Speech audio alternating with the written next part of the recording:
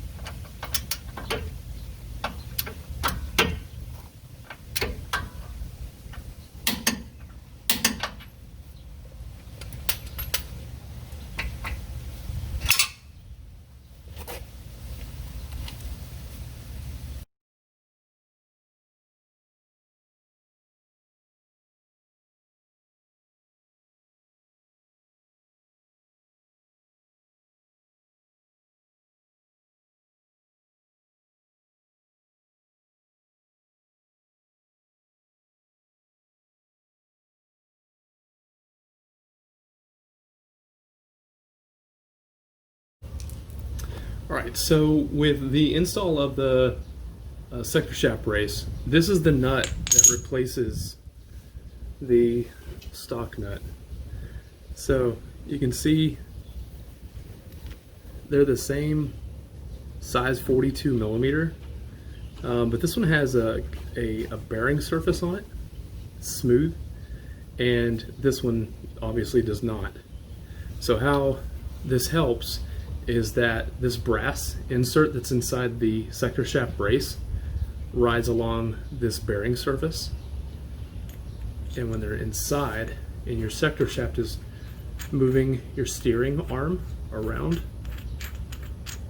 it protects it from, otherwise if the shaft is like this, it's wobbling, this now gives it a brace to hold it in place, so when that sector shaft is moving around, you don't get that extra slop, because it's going to want to maybe wiggle just a degree or two out of the way.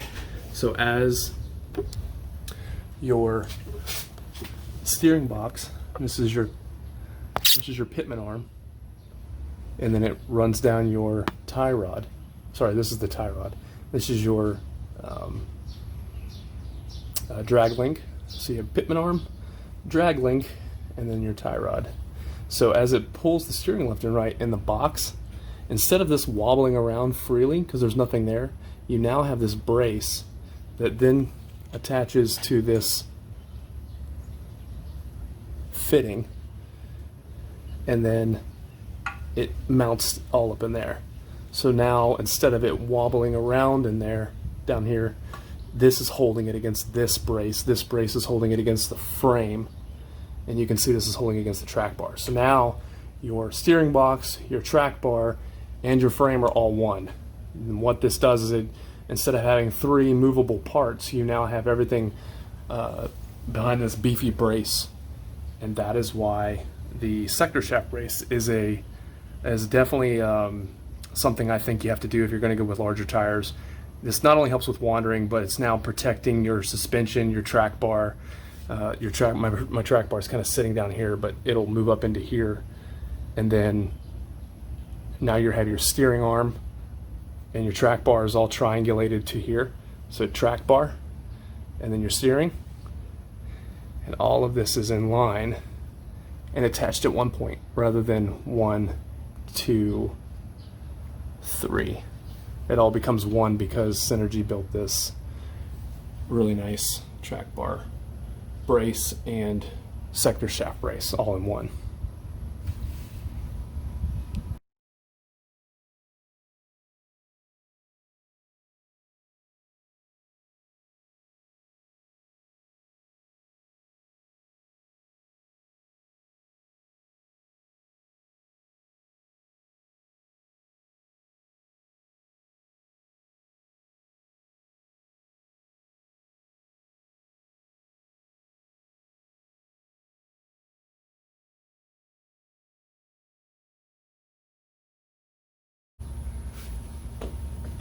All right, before I start to go ahead and finalize everything in place, let me go ahead and see if I can't get this in there. I put the Zerk fitting on. It's facing down.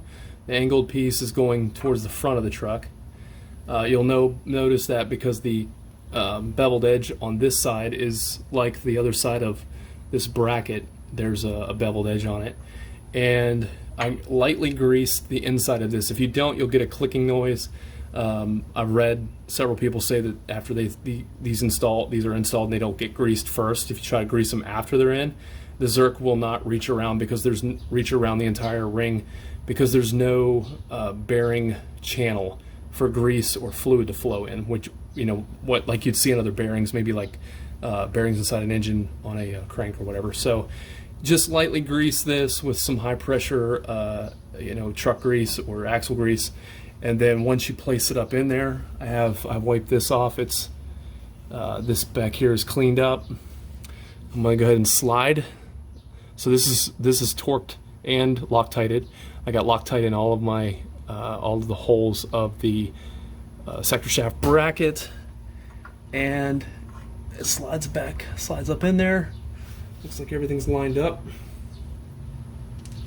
So I'm going to put this bolt in. Try to get it to line up. And it looks like it's gonna be a really tight fit. I know I had a little bit of a problem with this thing when I put it on here. There's just a little bit of interference. I had to clean out maybe a 1/16 to get it on there. But you can see now I have a sector shaft brace. I am one of the cool people. So that's loose in there. I'm going to go on the other side and stick this other. This looks like a. Let's see. There we go. This is a 5.5 millimeter on the other side. And so I don't know if I can get in there. It's going to be kind of tight, but let's see if we can do it. So we have on this side of the bracket, now I'm facing towards the outside of the truck, I have a hole right here. It's kind of beveled. And, oh, thank you, Lord. It's lined right up. Good job, Synergy. Good job. And I've got red Loctite in there, so you can see where my finger's at. And if I can get this in here blind. There it is. So we're just going to give it a couple turns.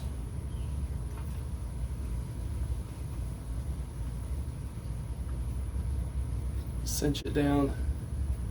So what you're essentially doing is wrapping this beautifully made billet sector shaft brace around this shaft. So if you see this coming out of the steering box right here, your sector shaft comes down, and then you have this brace, and that allows this to quit doing this number. So imagine you're under load, and this big bar right here, which is called your pitman arm, is under load, and you're moving big 35, 37, 40-inch tires. This box is going to go like this, ever so slightly. It may not be that visual, but you're going to have a couple of degrees of deflection. And what causes that is the load against the box and the frame.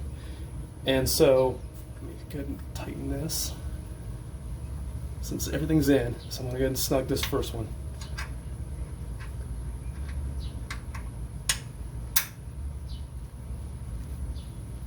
I want to get this nice and I use the German foot-pound system is Gutentite. Somebody used the Gutentite system on this one side here. I've got red Loctite in it, and it's red. It's also this piece is aluminum, so I want to be careful I don't strip it. But I'm just kind of cranking down on that ever so slightly to make sure it's lined up, it's strong, everything's being brought together by the bracket and the steel and everything's in place.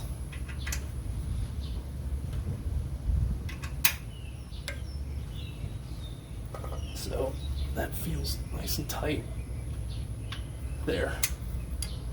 And that's more lining everything up. And then this bolt is going to get the torque on it. So that, let's see what that is. Got a 15 millimeter here. And it's a little loose. get a little bit smaller wrench in there. Let's see, is that a 9/16? Yeah. So this bolt on this other side is 9/16. I don't have the directions right in front of me, but we're gonna go ahead and put some turns on this bolt as well.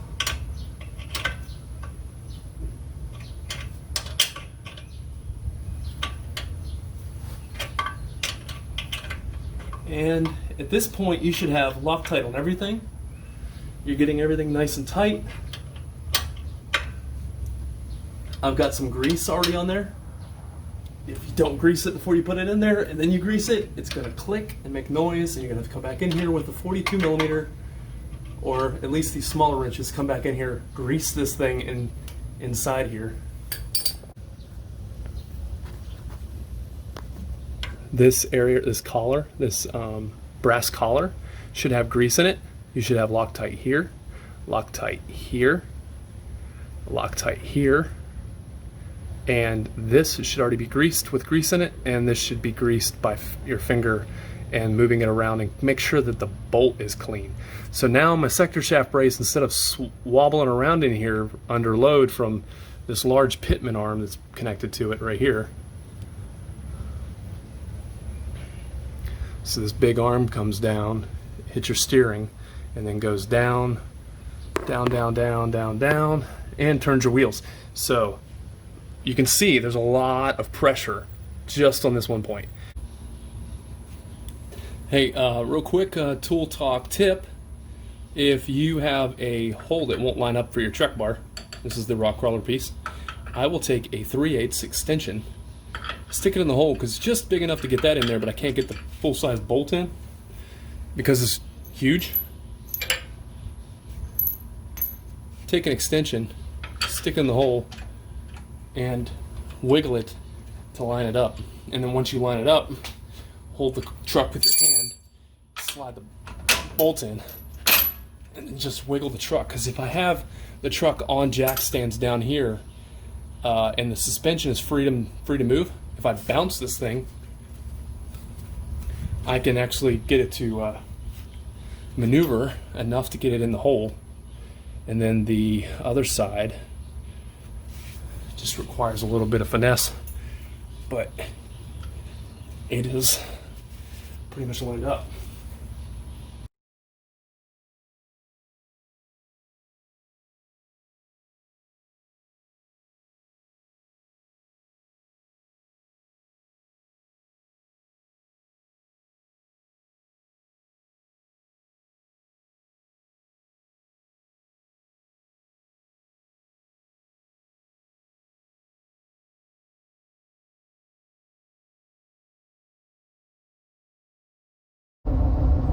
Okay, and now this is after the sector shaft brace, the adjustment to the steering box, and all of the other things that I've already talked about in my previous videos. But if you don't know what that is, then you can go back and reference that. But here's the steering wheel shake, and now the truck is rocking all over the place.